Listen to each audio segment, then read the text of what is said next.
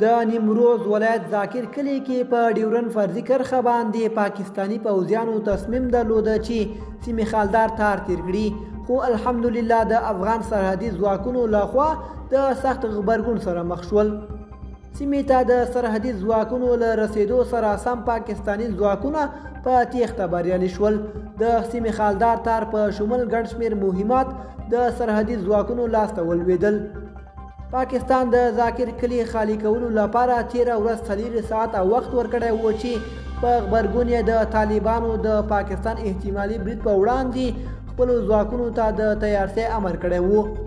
دوستانو، زموږ د نن ورځې خبر تر همدې ځایه و. تر بیا ښه وخت.